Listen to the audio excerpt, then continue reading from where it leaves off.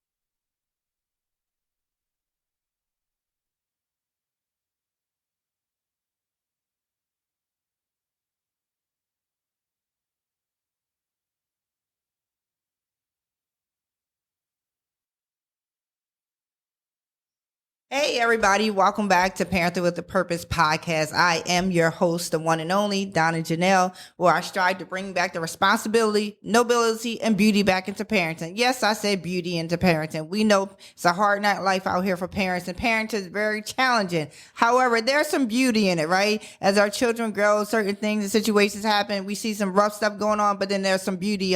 Like sometimes you lay in your bed and you just smile. Wow, I created these kids. I don't know how often that is, but it does happen, right, y'all?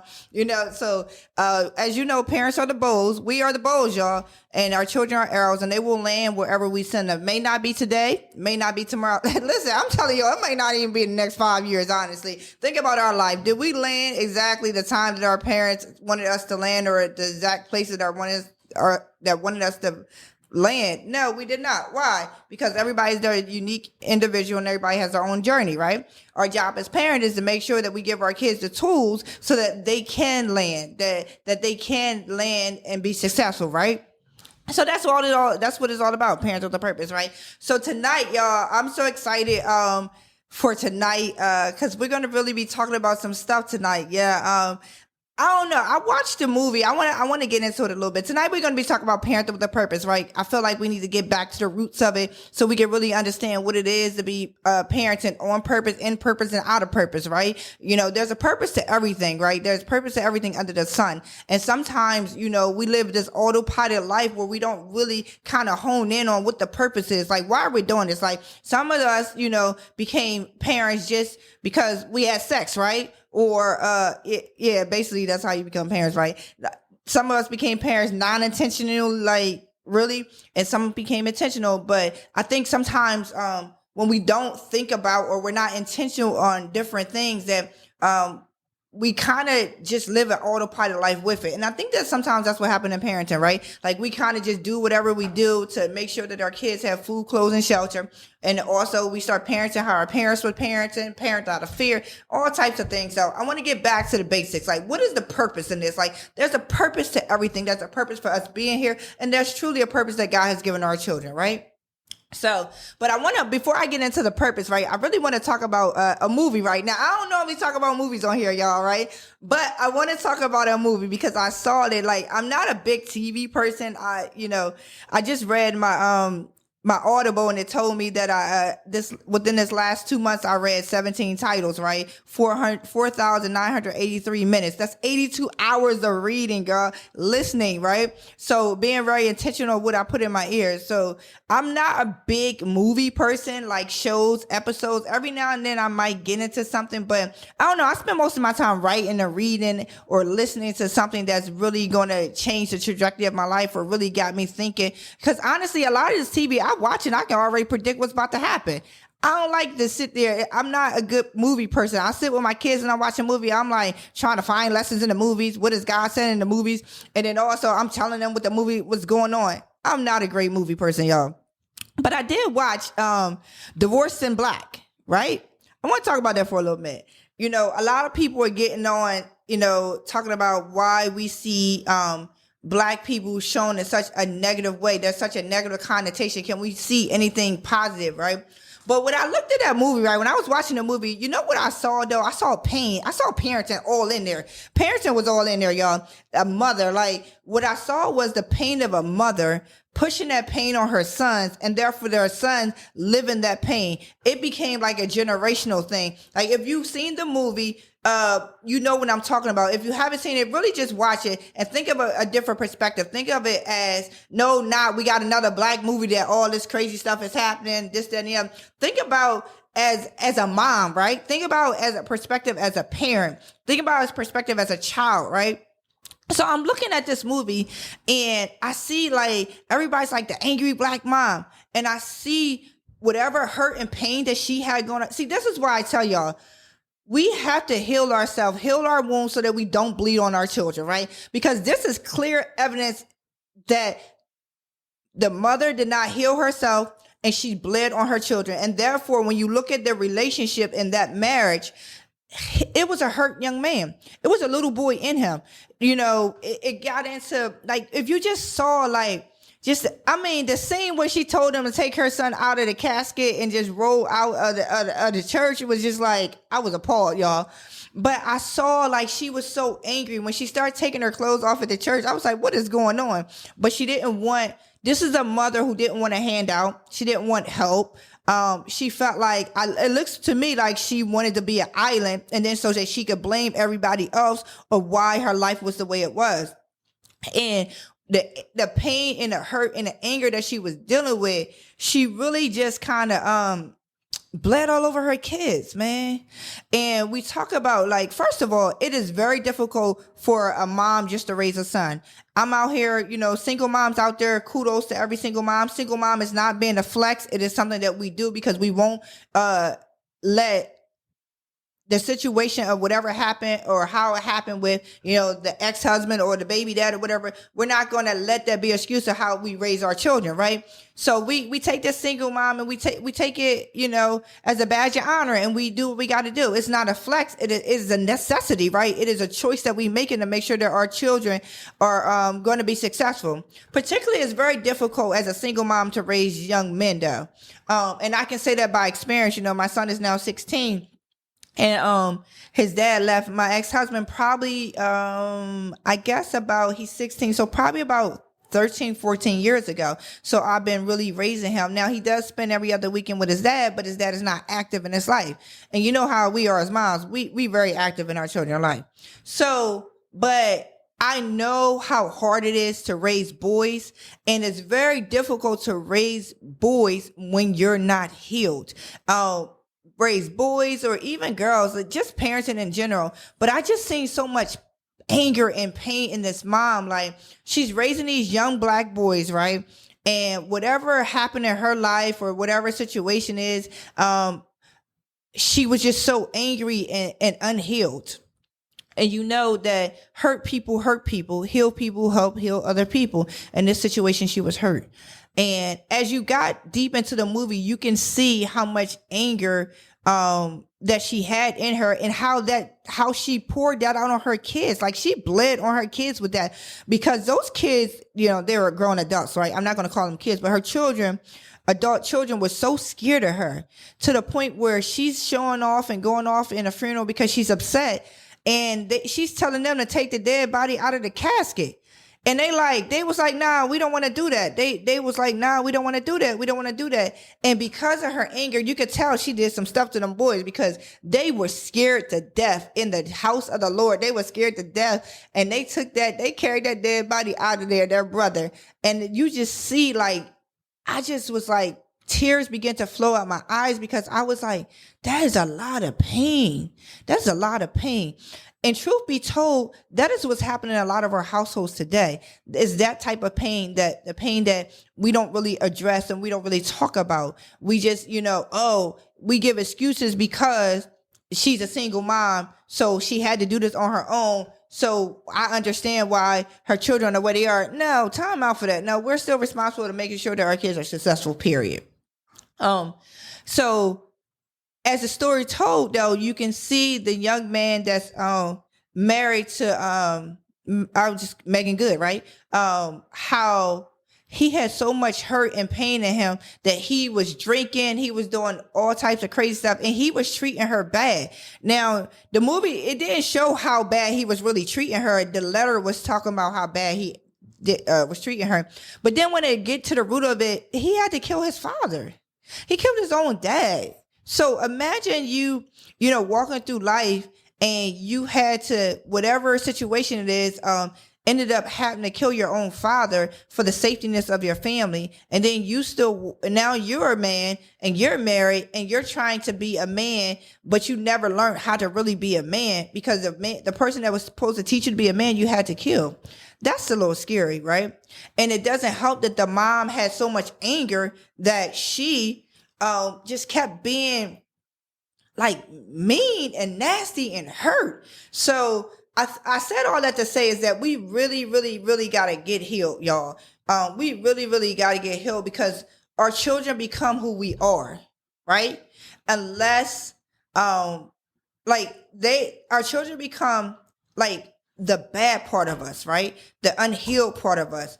And it's not a pretty thing. And that movie opened my eyes so much of just how much anger, can happen and what's going on with some of our children today. When I talk to a lot of parents, I hear how they're talking to their kids. I hear how their children are responding. I see, when one parent, when they talk to their child, I see the child shrink up, look like they saw a ghost or something because something's going on in their household because of the anger. I said all that to say is it's really important in this day and age. I don't know if y'all see how chaotic the world is and how dark and sinister the world is and how the society has an agenda and they're trying to put it on our children, put it on our households. I don't know if you guys can see that, but we really need to wake up and see what's going on in the world. Now, I'm not going to get into all the political things of Project 2025 and all that stuff. I'm not going to get into it. But what I do know is that we as parents, we have to stand up for our kids and we have to stand up for parenting.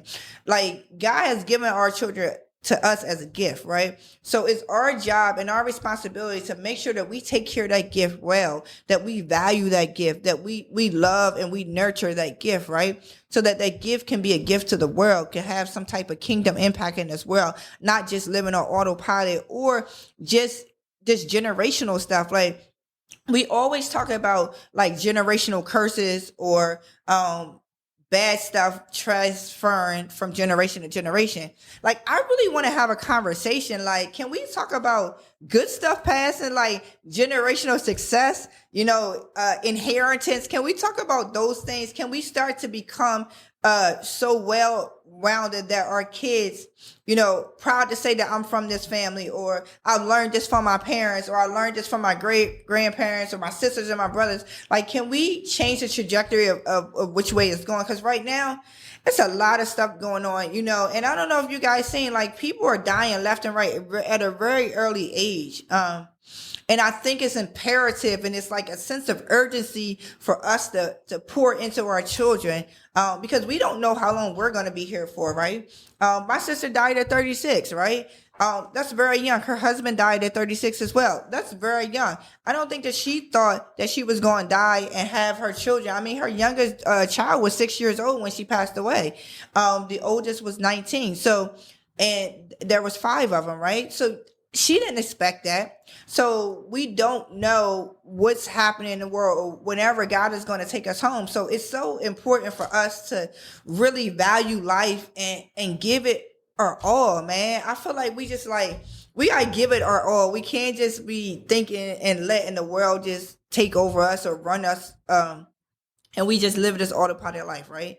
So Divorce in Black, like, really was a wake up call. I'm telling you, I'm encouraging you guys to see it. Don't see it the fact that, oh, Tyler Perry got another movie. It's so much negative connotation. And no, look from it a parenting perspective, right? Of how we need to heal, because this is the result of an unhealed parent. This is the result of a parent whose wounds are so deep and so wide and just continue to bleed. And they now it's on our children. I mean, anytime that a parent can watch their children beat up a pastor, a reverend, or like just no honor, right? Anytime that we can see our kids do that, a parent watch that, you know that there's some deep rooted problems. I mean, they beat the crap out of this pastor, right? Put him in the hospital, almost died. And in order to do that, that means that you got some pain that you really releasing, right? So I wanted to just get into that a little bit about just being intentional in our parenting, right? So tonight we're going to talk about, I kind of want to talk about I'm going to do a brief description of kind of some things I wrote down about parenting and our purpose, right? First of all, parenting with purpose is parenting with joy, right? When I think about parenting with a purpose, I think about the joy in it, right? Even though that there is heartaches and pains and trials and tribulations, ups, downs, ins and outs, it's happening. Life be lifing, right? But there's still joy in it. And I think it's how you look at things, like, you know, how you perceive things, because you can either perceive a glass half empty or half full, right? You know that old saying, like, it's really what do you perceive and what do you believe? So I think, like, with parenting, if we start to believe that there is really joy in parenting, even in the hardness of it, there's really a lot of joy. Because remember, like, there's a different, I'm not saying that parenting, you always going to be happy, because happy is like an emotion that comes and goes. Happy is like what's happening, right? Oh, you got good grades today, so I'm happy. Oh, you didn't do the dishes, so now I'm sad or I'm frustrated. Like, I'm not talking about those emotions. I'm talking about the deep rooted joy where nothing can shake it. Like, it's the center, right? It's the joy. So parenting, it is very, it's joyful. Like, it is a lot of joy in it, even in the pain, right? So like, parenting with a purpose, like, my aim and my goal is really to encourage parents, that there is joy in parenting, given proper planting and resources. We can really do it successfully, right? If we have anybody know that if you have the proper tools to do something, you're going to be successful in it. If you have the proper tools and you learn how to use those tools, you're going to be successful, right? Because you've learned how to apply it. That's like when you study at school, right? You study and then you take the test. You've applied the tools that you use to study, right? And then you'll see the end results. And that's the same thing in parenting. You know, learning how to do this thing the right way.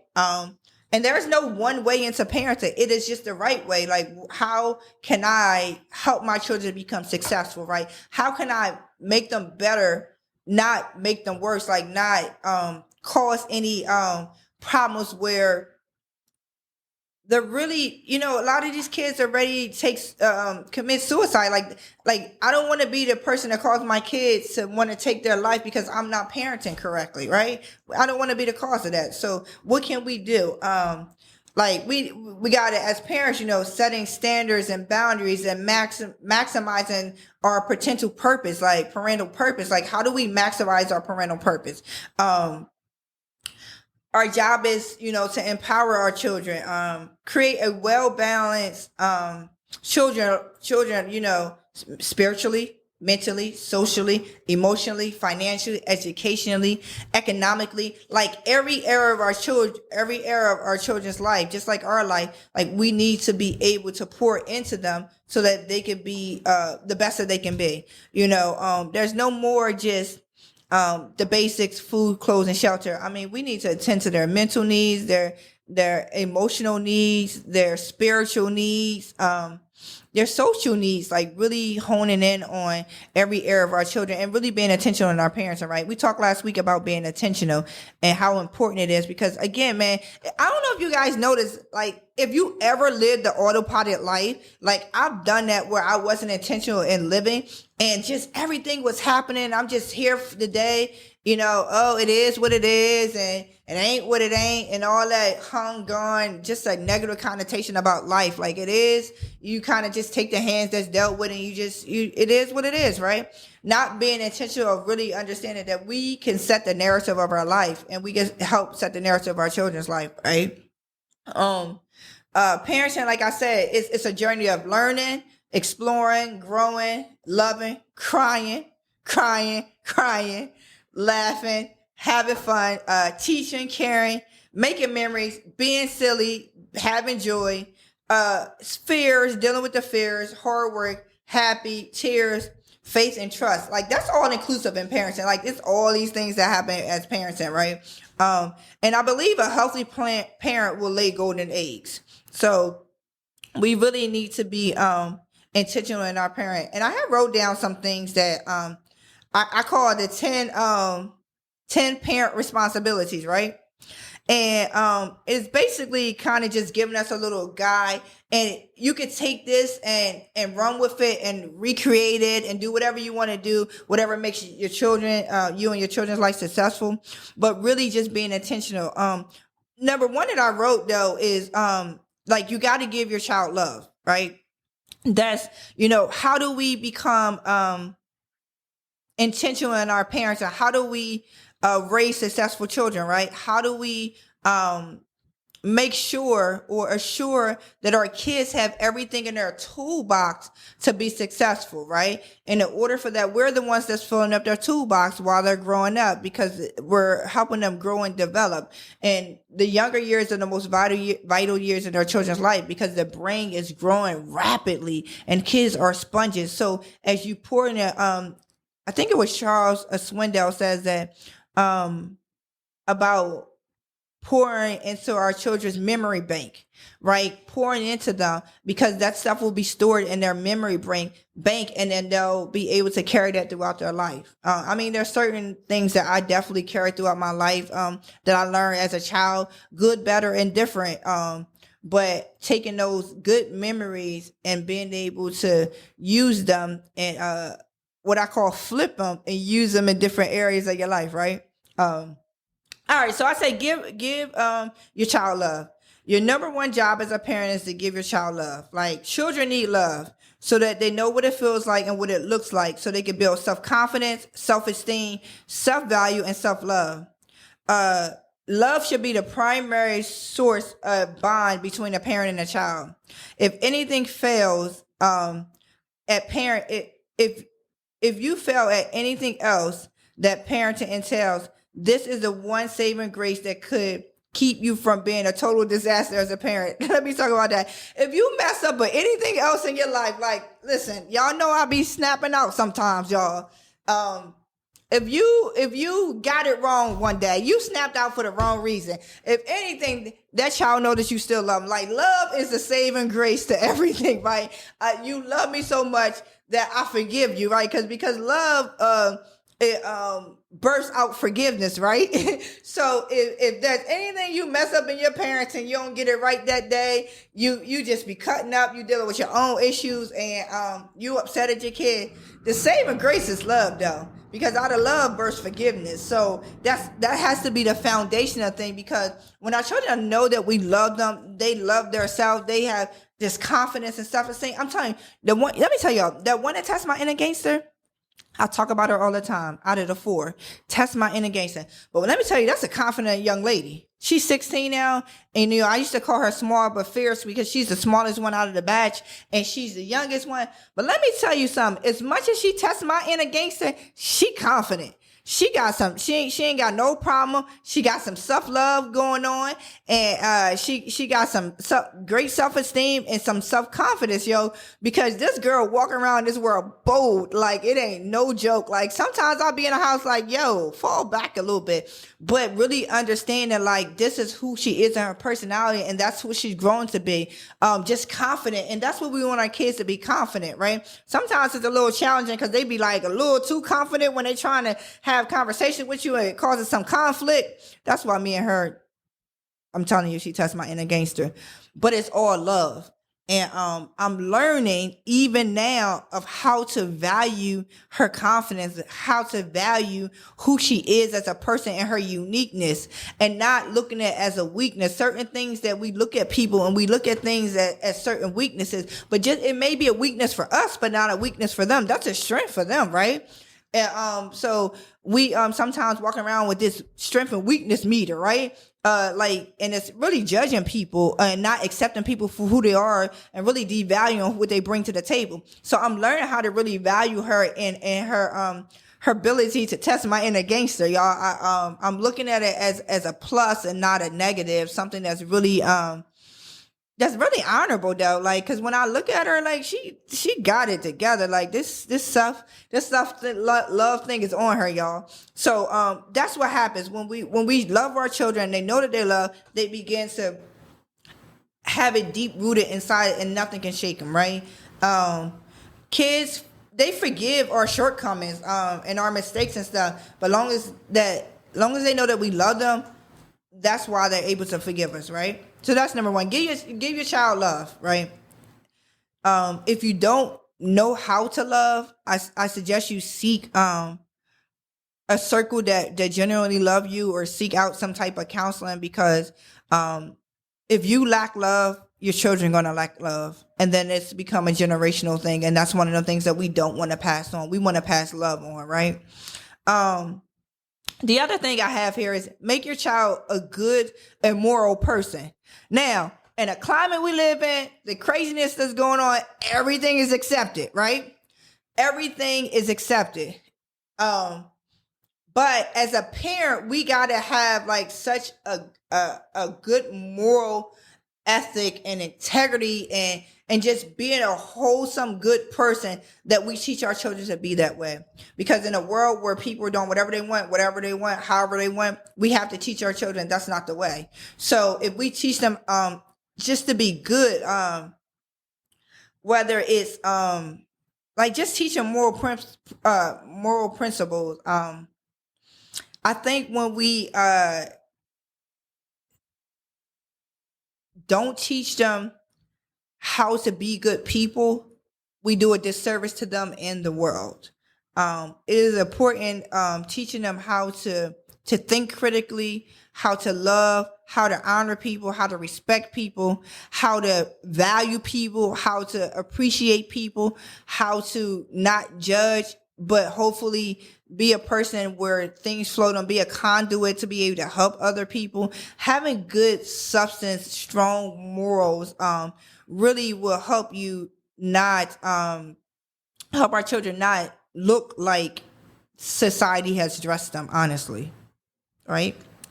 Other thing, number 3, I told you I got 10 of them, y'all. Number 3 is protect your child. Like when I talk about parenting with a purpose, these are some tools that I believe that that will help us help our children become successful and help us be successful in parenting, right? These are just some things that over the years that I wrote down, and there's a lot of words behind some of these topics, but I'm just giving you, a synopsis of a little summary of some of the things that dive into it. And then, like I said, you can take that and do whatever you want with it, add to it, subtract from it, and just really, I suggest that you kind of think about some of these things, because we really gotta parent to a way where we close and give our children tools that the world can't dress them. Period.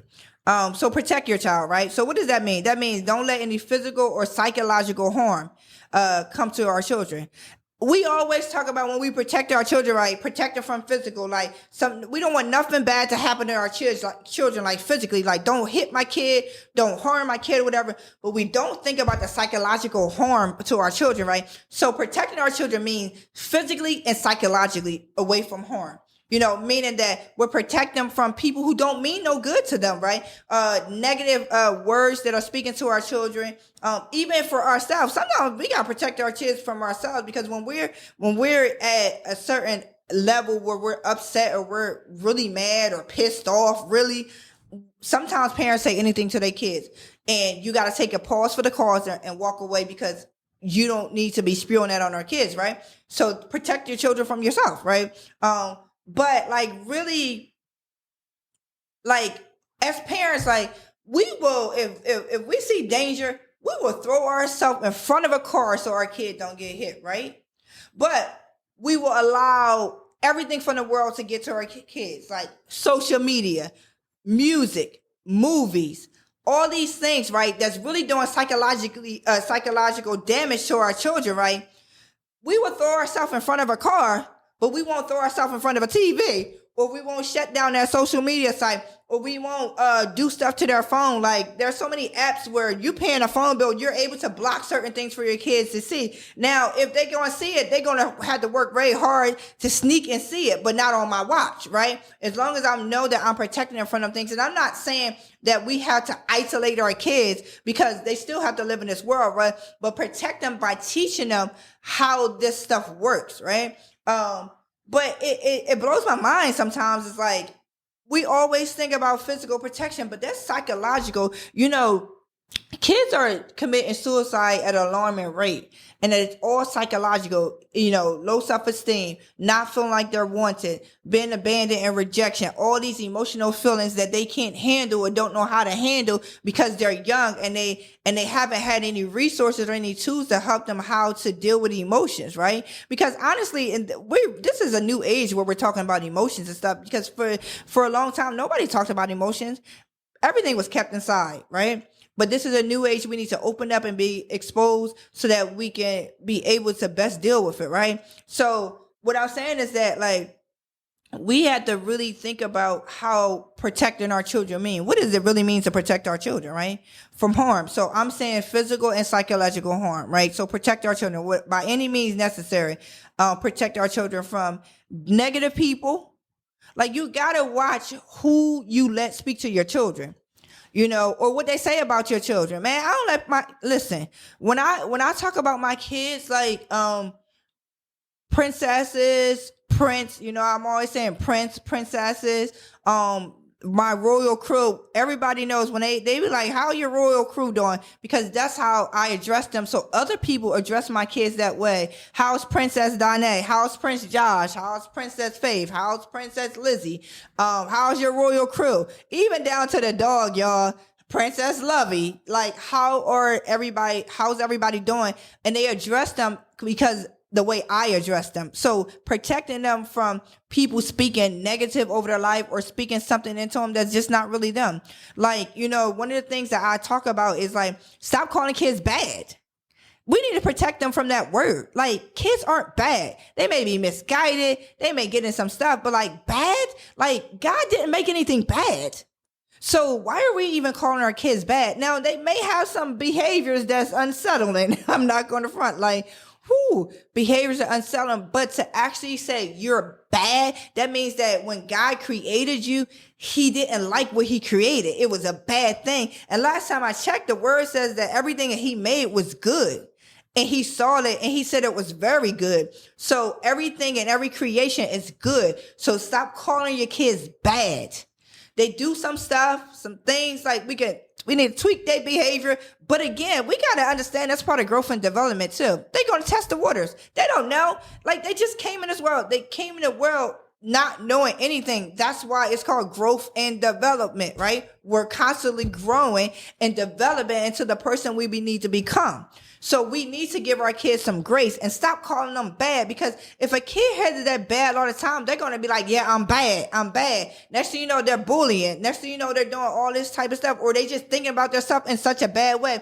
I'm so bad. I don't even know why I'm here in this world, right? No, your kids are good, period. They're a good thing, right? So we just have to tweak how we address them or deal with their unsettling behavior, because they do have some behaviors that's a little out there, y'all. I'm not going to front. So it's a certain way to handle that so that we don't crush their spirit, right? We don't put any negative into them. And I'm not saying that, we have to be perfect parents, but I feel like in order for our kids to be successful, we as parents have to say what we're going to do, what we're going to accept. As for me and my house, this is what I'm going to do, right? So that's protect your children. All right. The next one is educate your child. Now, parents are the first teachers, period. I don't care how you slice it. Parents are the first teacher.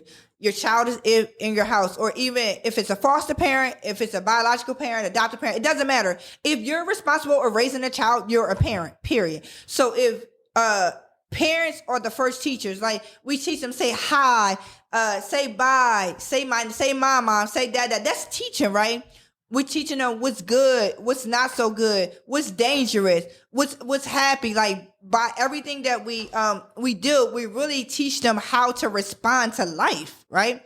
So educate them on emotions early on. Educate them on academics, right? Don't wait until your kid go to preschool and then say, oh, I need you to teach them A, B, and C. No, we teach it from the beginning. I remember when my sister was pregnant, right? And she's now, I guess, Grace Tony, probably about 17 months now. I remember when my sister was pregnant, like I was talking to her belly, and she used to be like, Donna, man, why you keep doing that? I would talk to her and I would tell her who she was. I didn't even know if it was a girl or a boy, but I was speaking so much life into her belly that when I tell you this girl came out, I think she must have heard everything I said, because she's something else, y'all. She's something else. She bold, she confident, she's strong, she's fierce. She a piece of work. But just teaching them, I was telling her who she was, and then also singing the ABCs to her, speaking words of encouragement. It's like just doing whatever I can to while I have that time. Sitting there talking to my sister Belly. So don't wait until our children get to the school system to feel like the school's supposed to educate our kids. That's a no. And matter of fact, how is that working? Let's look at the world. How is that working? A lot of stuff. One of the things that I was doing with my kids at a early age, because they wasn't teaching these things in school, just about history. I remember growing up in school, I thought that our history began with slavery, right? I thought Black history began with slavery. Not true. By doing research and things like that, knowing that where we actually came from. So even teaching our children the royalty of it, the uniqueness in who they are, and so that they can accept who they are before they even go out to the world, they can know who they are. So just educating them on that. Educating them in, like I said, academics, because you don't want your children to be behind the 8 ball, or just trusting that these schools are just going to teach our kids everything they know. No, that's my job as a parent. I know it seems like it's a lot that we have to do as a parent, but we really do have another human being that we brought in the world that we're responsible for. We are responsible, right? So educate our children, teaching them how to, like, giving them knowledge, but then teaching them how to apply it so that they can have the wisdom and understanding of how to do certain things. So education, right? Here's the one that y'all know that is a sore subject with me: disciplining our children. So that's number 5. We talk about that, on the show. I'm not, corporal punishment is not my thing. Yelling and screaming at our kids is not my thing. But as I've grown in these 25 years of parenting, have I yelled and screamed at my kids? Absolutely. Absolutely. Does it hurt me to do it? Sometimes it don't. But I know when I didn't beat my children, but I do remember my oldest, she was writing, I think she was like 5 or 6. She was writing on the bathroom wall, and I told her to stop writing on the bathroom wall. She was writing different words or whatever. I don't know. Maybe she was trying to remember the words. Whatever. I don't know. But I remember telling her, don't write on the bathroom wall. And then I remember her doing it like 3 or 4 times, right? And after I told her not to, and I remember smacking her. And that was like, it was devastating to her and it was devastating to me. And then not only did I smack her, she cried, she was shocked, right? Another thing, I took her books away from her. She was an avid, like she loved to read. Like reading was her thing, right? I took her books from her, and you would have thought that me taking her books was the worst. The smack itself wasn't even that bad, y'all. Me taking her books away, like she screamed for bloody murder that she could not read for a night. She could not read for a night. And I'm telling you, that would hurt me more is the fact that the way she was crying as if somebody was killing her because she could not read for a night. So when we talk about discipline, there's different ways that we can discipline our children where we don't have to cause them physical harm, right? But discipline is necessary. Like, I don't want you to get this misconstrued. Like, discipline is necessary because we don't want any wayward children. We don't want any children out here not understand what authority is and responsibilities and right things to do, right? We need to discipline. But discipline them in a way of education, not in a way of necessary punishment. I know that might sound crazy, like why are we not punishing our kids? Because, like, honestly, punishment doesn't equal success. Like, it doesn't equal a changed life or understanding of why I did a certain thing. It's that punishment is like, I'm not going to do it again because I don't like that punishment that I receive, right? But I'm talking about disciplining them in a way that it becomes education so that morally and ethically and deep down rooted in their heart, they don't want to do a particular thing. Not just because I said don't do it, but I'm teaching you why you shouldn't do it. Like, we really, back in the day, kids aren't supposed to ask why or what's going on, but we really should teach them and be open about the why. Because I don't know about you, is if I know why I'm doing something, 9 times out of 10, it's going to yield better results if I know why I'm doing it. If I'm just doing it to do it, I'm just doing it to save face or whatever. But if I know the reason behind something, 9 times out of 10 is going to come out better, right? So we really need to teach our children a why. And it's not everything is a why. I mean, you don't have to ask me everything, but really being intentional of how we teaching our children, right? And how we disciplining them. And it's so important because we really, in this world where children are being disrespectful to adults or either other children or even their own parents, it's important to teach them how to respect people and honor people. And part of that is through discipline, though, because even sometimes my kids, I'll be like, "Who you talking to? Who? I ain't one of your little friends." And that's not to say that your friends are little. That's just saying that the conversation that you have with your friends, you can't have with me. Like, I put some respect. I'll be walking around the house, put some respect on my name, right? And it's only really as they got older, y'all, teenagers. When they were younger, I ain't had none of these issues. But now they're 16 to 18, I'm like, yo, put some respect on my name. Like, don't talk to me like don't talk to me like that. Or when they start talking to me like out of pocket, like with this bro, I give them the blank stare, like, then I'm like, oh, I'm sorry. Yeah, you better be sorry, because don't talk to me. I ain't your bro. I ain't even a male. Stop talking to me like that. Another thing, so we at number 6, y'all. I know that was a lot already, but help plan for your child, right? So help your child plan for the future, basically. Just like we have to be intentional with our own life, I think we really need to be intentional of helping our children plan for the future. I had went to this conference. It was called Life Search, right? And it was about having a kingdom impact. And they talked about work, wealth, wisdom, and worship, right? And one of the things that I've learned from that is that how we really need to set our children up to be successful, right? Teaching them about finances, investments, whether it's stock or real estate or whatever it is, teaching them at an early age to how to be successful. Like, you don't have to wait till you're like 65, 70. And by the time this stuff done, probably be 80, retire. Like, you can set your children up now at such a early age so that they can start thinking about finances. They can start thinking about investments and things like that, because we don't want our children to have to work until they like 90, right? but really helping them plan their future. If your child wants to go to college, or if your child wants, like mine, the Marines, right? If your child wants to just do a vocational school, if your child wants to start a business, like help your child plan and start at an early age, age appropriate, right? What do you want to be as you grow? Where do you see yourself in 5 years? What do you want? Really having these engaging conversations with our children so that we can help plan for their future. Like if you want to go to college and you're not getting good grades now, okay, we need to get a tutor. So we need to, in order for you to get to your goal, right? What do I need for you?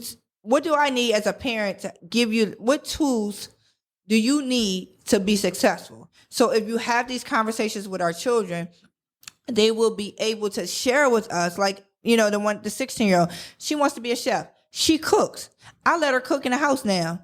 What do you need to cook? Like she cooks these gourmet meals and everything, like helping our children plan for their future, give them the tools.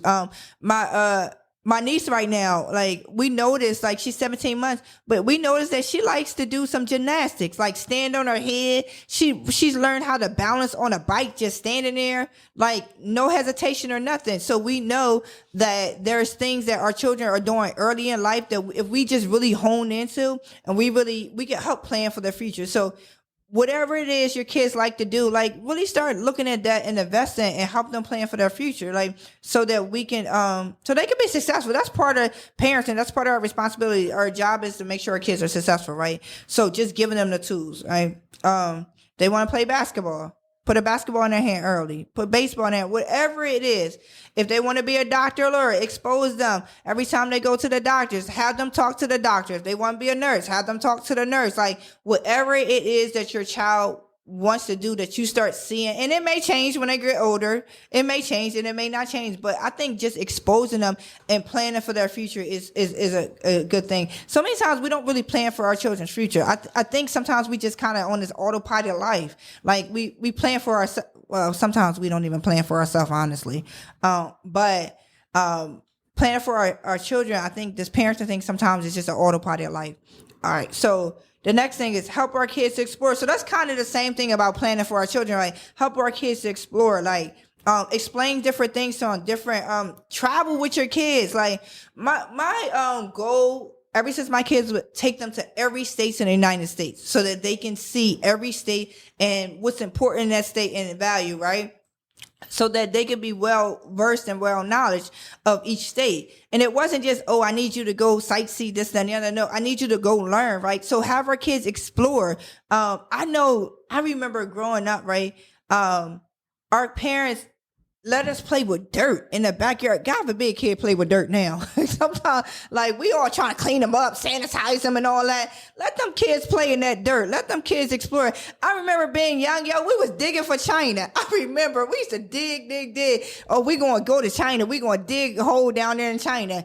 But just exploring, like letting our kids explore the world, different foods, like from different cultures, different activities. Like, I mean, my daughter, I wanted her to play basketball. I was a basketball player, Shasta High.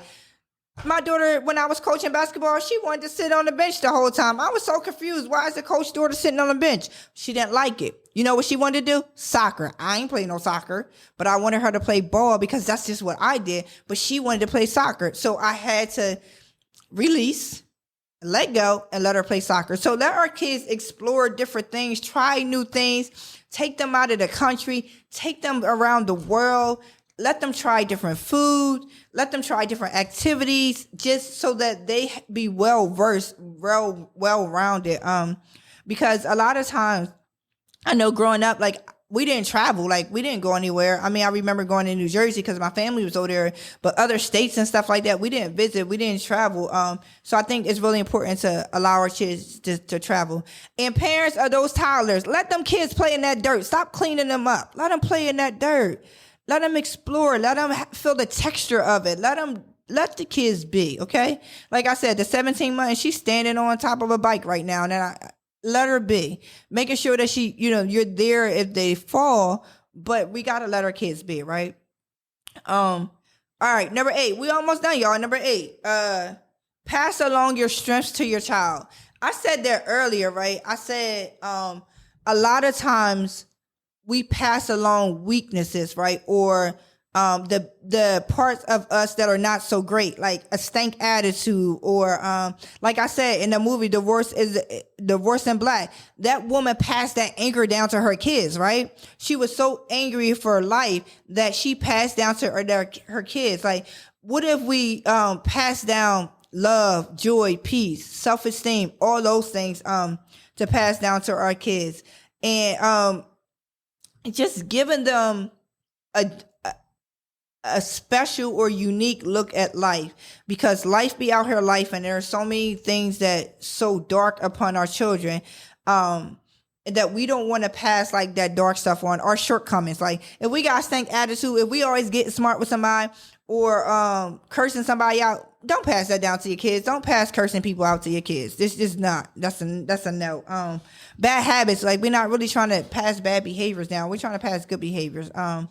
So it's important for us to identify our own weaknesses and overcome those deficiencies so that we help our children not become those things that our shortcomings, right? So we really got to identify our own weaknesses and deficiencies so that we can better parent. If you say, if you're alcoholic, right? Or if you drink alcohol, I'm not going to say you're alcoholic, but if you drink alcohol, even if your children see that, make sure they know the potential dangers of it, right? That they understand and know. Listen, and I know we talked about do as I say, not as I do, but in this case, you're going to do what you do. But at least tell your children the dangers of it, right? The dangers of alcohol, the dangers of drugs, and the outcome and stuff. Like, for me, when I see something, everything's a teachable moment for me. So when I see something that's like a person that's on drugs or a person that's alcohol and they behave in a particular way, unpleasing way, I tell my children, this is why you don't do these things, because it takes over your mind. You have no control. So using those as teachable moments, but really explaining them the dangers of drugs and alcohol. If you're a parent that have low self-esteem, make sure that you improve yourself in this area. If you got low self-esteem, you have to build yourself up, because it will fall on your children. It will literally become a blanket for them, right? The curtain closed, you're gonna close them with them. Because if you fail to deal with your self-esteem, and our children growing up in this type of world, the world's gonna chew them up and spit them out. So it's important for you to have high self-esteem, like love yourself, and really think about how important you are, right? Also, like, make sure that we become a role model of positive self-image, self-esteem, pride. That way our children aspire to be like in this area. Oh, my mom, was strong in this area. I saw her like take a whooping and keep on ticking. Like, being positive about even negative situations. Like, we want our children to be strong in those areas. So our weakness, we want to give them strength. So teaching them even why things are a certain way. Like, I'm very open with my kids. Like, if I'm having a moment, when they were younger, I used to be like, I'm overstimulated. What does that mean? That means there's a lot going on right now, and everything, and every cell, every nerve is firing in my brain right now. I'm overstimulated, right? And they even say it to this point. It's that 16-year-old that testified against it. Ma, I'm overstimulated. So then I got to respect that, right? And then the last one, save money for your kids' education. Again, we don't know what our kids want to be, right? So having that conversation when I talk about planning for your kids' future, save money, invest money for their education. Or say your child, they don't want to go to college, but they want to start a business. Well, you can use that money that you were saving for college to help them start a business, help them take some business classes, like not necessarily have to get a degree, right? But giving them the tools. I don't want to go to college. I don't want to do all that. Listen, 12 years of school was enough for me. And I really don't feel like I learned with that. Okay, what do you want to do? I want to start a clothing line. I want to start a perfume company. I want to do this. I want to do that. Okay. here's some money that you can go into this venture now. We're going to get you some business classes because you want to run your own business, right? So we're going to do some business classes. I'm going to connect you with some people who have their own businesses, or connect you. Like I saw on the internet the other day that this young lady, her son decided, he was a straight A student, 4.0. honor roll, right, in high school. But when he was done school, he decided there was so many colleges coming after him. He decided he didn't want to go to college. He wanted to start his business. He wanted a business in exotic cars, right? So what his mom did was she encouraged him, got him prepared to go to an exotic car dealer and present himself and say, listen, this is what I want to do in my future. Do you mind if I come and learn under you? You know, the job, whatever job you give me, but this is my goal. This is what I want to do. I want to learn how to do this. And he got the job, y'all. He got a job fresh out of high school in an exotic car business. Like what? $1 billion business. He got the job and he's going to be able to learn and glean from these people, right? So again, not every kid want to go to college. They tired of college. I mean, they tired of school. Okay, I get it. They want to start their own business. Why do they have to wait till they get out of college to start their business? No, give them the tools now. So it's not a waste of time. It's not a waste of money. Use that money to fund their business, period. And then get them exposed to people who they want to become. Not necessarily to duplicate who they are, but really getting them around people that can pour into them so they can help bring their dream to fruition. So there you have it, y'all. Again, number one was give your child love, right? That's the basic thing, because when all else fails, love is always there. Make sure your child is a good moral person. Protect your child, again, physically and psychologically, right? From physical and psychological harm. Educate your child. Discipline your child. I know some of y'all are going to call me about this because y'all know my takes on discipline. Help plan for your child. Help your child explore. Pass along your strengths to your child. Where you have weakness, give them strength, right? Save money for your child's education or whatever they want to do in their life. So that's our job as parents, right? When I talk about being a parent with a purpose and really not living an autopilot life, but understanding that every situation, every child, there's a purpose in every child's life. And God just didn't just give us kids just to give it to us. Like there was a purpose for him allowing us to be their parents, right? There's a clear purpose. We just got to get the understanding of what the purpose is. But these are some tools that we can use to help fulfill and make sure our kids are successful, right? So I encourage you to, again, watch The Worst in the Black from a parenting perspective, right? Not the fact that Tyler Perry then did another movie, this, that, and another, and it's a negative connotation behind it. And while we're looking at why we keep seeing the same narrative, I want you to look at it from a parenting perspective, right? Again, how hurt this mom was and how she bled over her children, right? And then her children got married and did the same thing. So I want you to look at that. That's your assignment. Watch The Worst in the New Black from a parenting perspective, right? Again, we just need to, I just believe that God has given us our children to make sure that he knew that we can make them successful. He knew that we're going to do whatever it takes to make sure that our kids have a future, right?